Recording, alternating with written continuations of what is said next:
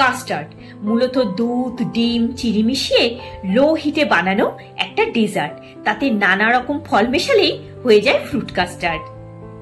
জানা যায় তৎকালীন ইংল্যান্ডের রয়্যাল ফ্যামিলির যে কোনো অনুষ্ঠানে সার্ভ করা হতো এই টেস্টি ডেজার্ট। ইংল্যান্ডের বার্মিংহামের লর্ড অ্যালফ্রেড বার্ডের ওয়াইফ লেডি এলিজাবেথ বার্ডের এগ অ্যালার্জি থাকায় তিনি কাস্টার্ড খেতে পারতেন না।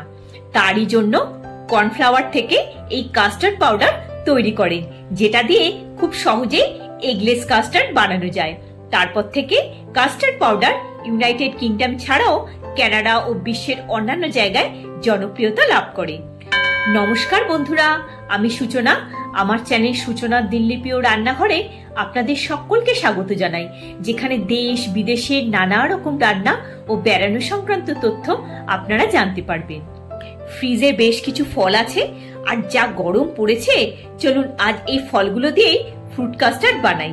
সেটা বানাবো এই কাস্টার্ড পাউডার দিয়েই। আমের খোসা না ছাড়িয়ে আমটা টুকরো করে নেব। কিভাবে? প্রথমে আমটা কেটে নিচ্ছি, খোসা না ছাড়িয়ে দুপাশ থেকে স্লাইস করে নিলাম। তারপর মাঝখান দিয়ে সরু সরু করে ও আড়াআড়ি ভাবে একইভাবে কাট লাগিয়ে নিলাম। এবার একটা স্পুন দিয়ে স্ক্রেপ করে তুলে নিলে ছোট ছোট আমের টুকরো বেরিয়ে আসবে। আমি আম, লিচু, আপেল, পাকা পেঁপে, কলা, খেজুর আর 2 রকমের কিশমিশ নিয়েছি। আপনাদের যে ফল ইচ্ছা সেটাই নিতে পারেন। খেজুরের দানাটা বের করে টুকরো করে নিয়েছি।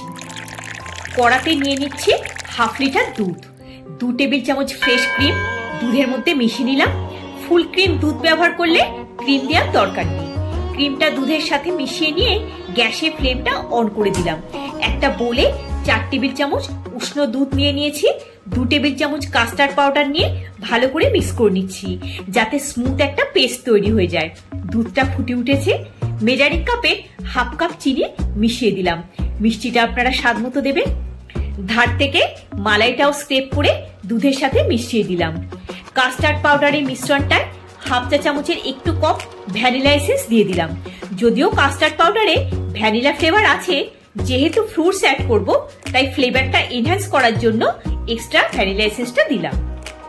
এবার কাস্টার্ড পাউডারের মিশ্রণটা দুধে মিশিয়ে দিলাম। অনবরত নেড়ে যেতে হবে, যাতে তলায় বসে না যায় আর কাঁচা ভাবটাও চলে যায়। ফুটতে ফুটতে কাস্টার্ড বেসটা ঘন হয়ে গেছে, স্প্যাচুলাটা কোট হয়ে গেছে, আর একটা দাগ কাটলে সেটাও মিশে যাচ্ছে না, বোঝা যাচ্ছে। ঠান্ডা হলে আরো একটু ঘন হয়ে যাবে। গ্যাসের ফ্লেমটা বন্ধ করে দিলাম। যেহেতু কড়াটা গরম আছে তাই খানিকক্ষণ নেড়ে নিলাম। কাস্টার্ড বেস তৈরি করার সময় কাটা ফলগুলো ফ্রিজে রেখে দিয়েছি। এবার এই কাস্টার্ড বেসটা পুরো ঠান্ডা করে তবে ফলগুলো মেশাবো। মিশ্রণটা একটা বোলে নিয়ে নিলাম। কাস্টার্ড বেসটা ঠান্ডা হয়ে গেছে। এবার অ্যাসেম্বল করে নেব। একটা কাঁচের পাত্রে প্রথমে ফলের একটা বেস তৈরি করে নিলাম। ঠান্ডা ঠান্ডা এই ডেজার্ট উপোসের দিনেও খেতে পারেন, ভালো লাগবে। এবার কাস্টার্ড বেসটা ঢেলে দিয়ে একটু মিক্স করে নিলাম।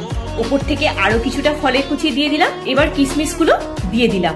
বাদাম ব্যবহার করলাম না, আপনারা চাইলে দিতে পারেন। একটা ঢাকা দিয়ে একটু ফ্রিজে রেখে দিয়েছিলাম। এবার সার্ভ করে দেব। আপনারা বাটিতে বা ফ্যান্সি গ্লাসেও সার্ভ করতে পারেন। কয়েকটা কিশমিশ আর একটা তরমুজের স্লাইস দিয়ে গার্নিশ করে দিলাম। এই গরমে এই ঠান্ডা ঠান্ডা 1 বাটি কাস্টার্ড খেলে শরীর মন জুড়িয়ে যাবে। রথযাত্রার দিনে বাড়িতে অতিথি আসলেও সার্ভ করতে পারে এগলেস ফ্রুট কাস্টার্ড, অনবদ্য লাগবে। ভিডিওটা যদি ভালো লেগে থাকে একটা লাইক দিয়ে চ্যানেলটা সাবস্ক্রাইব করে পাশে থাকার অনুরোধ রইল। সবাই খুব ভালো থাকবেন, সুস্থ থাকবেন। দেখা হচ্ছে পরের একটি পর্বে। ধন্যবাদ।